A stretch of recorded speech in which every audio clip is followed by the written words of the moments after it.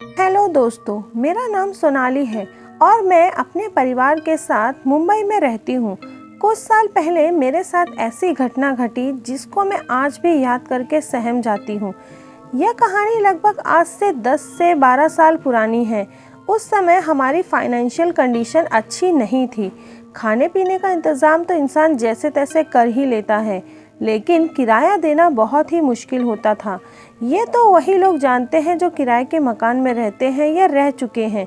रास्ते में आते जाते माँ से जब कोई भी खैर खबर पूछता तो माँ यही कहती कि क्या ठीक है, अब तो उनकी नौकरी भी चली गई, घर का किराया वगैरह कहाँ से देंगे, कुछ समझ नहीं आ रहा। एक दिन माँ की बहुत पुरानी सहेली माँ को रास्ते में मिली। उन्होंने भी जब माँ से हालचाल पूछा तो उनसे भी माँ ने यही बात दोहराई। सहेली ने कहा, आप चिंता मत करो, मेरे भाई का एक घर है जो काफ़ी सालों से बंद है।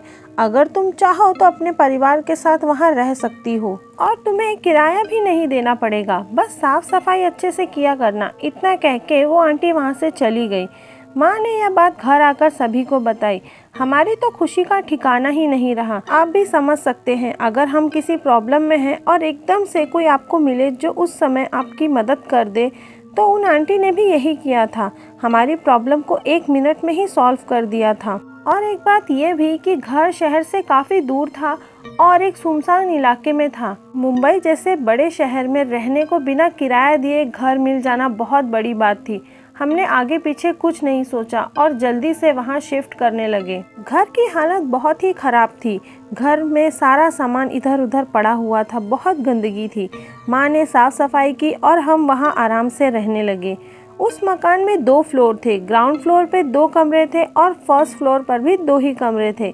कुछ दिन बीते। एक दिन एक बूढ़ी दादी हमारे घर आई और बोली, लगता है आप लोग इस मकान में नए आए हैं।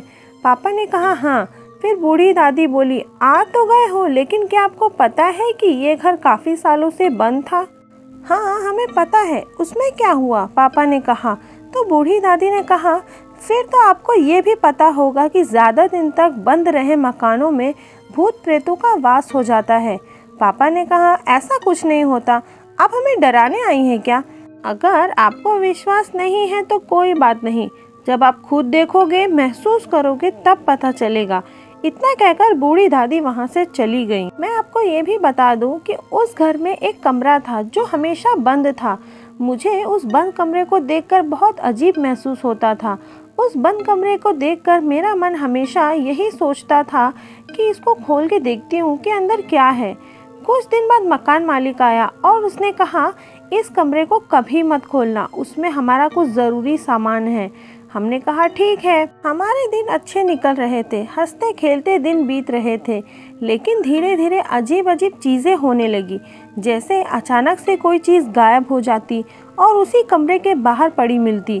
तो कभी हमारा डॉग, जिसका नाम प्लूटो था, वो रोज़ रात को अचानक उठकर बुरी तरह से रोने लगता, जिसकी वजह से हमारी नींदें भी खराब हो जाती। अब तक इन सभी बातों को घर में नॉर्मल समझ रहे थे। फिर एक रात की बात है, मैं और मेरी दादी ग्राउंड फ्लोर पर जो कमरा बंद रहता था उसके बगल वाले कमरे में सोए हुए थे और माँ, पापा और भाई फर्स्ट फ्लोर वाले कमरे में सोए थे। गांव में अक्सर रात के समय बिजली चली जाती थी। उस समय भी बिजली नहीं थी। मैंने लैंप को बंद किया और आंखें बंद करके लेट गई। पता नहीं कब मेरी आँख खुल गई और मैंने देखा रात के करीब 2 बज रहे थे। किसी की आवाज़ मेरे कानों में पड़ी। मैंने देखा दादी गहरी नींद में सोई हैं। कमरे में चारों तरफ अंधेरा ही अंधेरा है। बाहर वाइपर जो वॉशरूम की दीवार से सटा हुआ रखा था, जोर जोर से दीवार में लग रहा था। उसके दीवार में लगने से पट पट की तेज़ आवाज़ें आ रही थीं और सामने एक खूंटी पर टंगा हुआ शीशा भी वाइपर की ही तरह बार बार दीवार में लग रहा था। हैरत की बात यह थी कि उस समय हवा नाम मात्र के लिए भी नहीं चल रही थी। उन आवाज़ों को सुनकर मुझे ऐसा लगा जैसे मेरे सीने पे कोई बहुत ज़्यादा बोझ की चीज़ रखी हो। उस बोझ की वजह से मुझे ऐसा लग रहा था मानो अभी मुझे दिल का दौरा पड़ने वाला हो। अभी शीशा और वाइपर की आवाज़ें बंद नहीं हुई थी कि कमरे के दरवाजे पर किसी के पंजों से खुरचने की डरावनी आवाज़ें आने लगी, जैसे कोई नुकीले पंजों से दरवाजे को अभी थोड़ी ही देर में उखाड़ लेगा। उन पंजों की आवाज़ को सुनकर मेरा क्या हाल हुआ होगा आप अंदाज़ा भी नहीं लगा सकते। फिर मैंने हिम्मत करके दादी को जगाया और बाहर होने वाली आवाज़ों के बारे में बताया।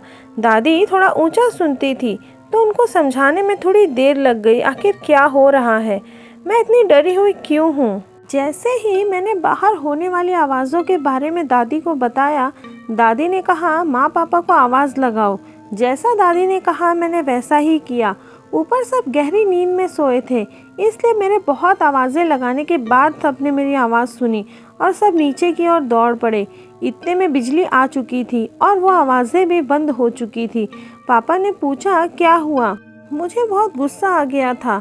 मैंने ज़ोर से चिल्लाया, मैंने कितनी आवाज़ें लगाई, आपने सुना नहीं। अगर मेरी जान चली जाती तो क्या होता। फिर माँ ने मेरे सर पर हाथ फेरते हुए मुझे सीने से लगा लिया और पूछने लगी क्या हुआ। फिर मैंने सारा कुछ थोड़ी देर पहले जो घटा था कह सुनाया।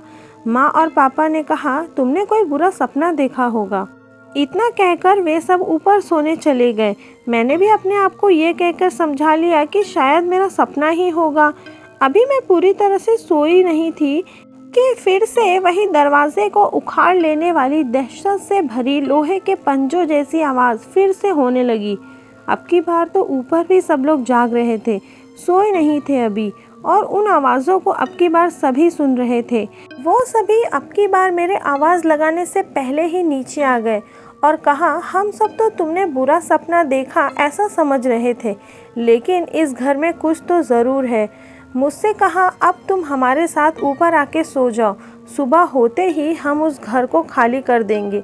लोग बताते हैं कि उस घर में अब कोई नहीं रहता। रात में उस घर में अजीब अजीब आवाज़ें आती हैं। अगले ही दिन हमने वो घर तुरंत खाली कर दिया। उस रात हमें ऐसा लगा जैसे हमारी मौजूदगी वहाँ किसी को पसंद नहीं आ रही थी। हम फिर से मुंबई में अपने उस पुराने किराए वाले मकान में शिफ्ट हो गए। भला जान से बढ़कर कुछ होता है क्या? कभी नहीं। हम अपना गुजारा जैसे तैसे कर ही लेते, पर जान चली गई तो हम क्या करते। पहले तो मैं भी इस बात को नहीं मानती थी, लेकिन उस दिन के हादसे ने मुझे भूत प्रेत जैसी चीज़ों को मानने पर मजबूर कर दिया और ये मान लिया कि इस दुनिया में अगर भगवान है तो शैतान भी है। लेकिन एक बात मैं आपको ज़रूर कहूँगी, हमेशा भगवान में विश्वास रखना चाहिए, तो ये चीज़ें आपका कुछ नहीं बिगाड़ सकती। उस वक्त घर खाली करने के बजाय हम भगवान पर विश्वास रख के उन बुरी ताकतों से लड़ सकते थे, तो वो वहाँ से जा भी सकती थी, लेकिन हमने मजबूरी में आकर वो घर को खाली कर दिया। खैर जो हुआ सो हुआ। तो दोस्तों, मैं उम्मीद करती हूँ ये आपको अच्छी लगी हो। तो अगर आपको ऐसी कहानियाँ और भी सुनना पसंद है तो चैनल को लाइक करें, शेयर करें और सब्सक्राइब करें। धन्यवाद।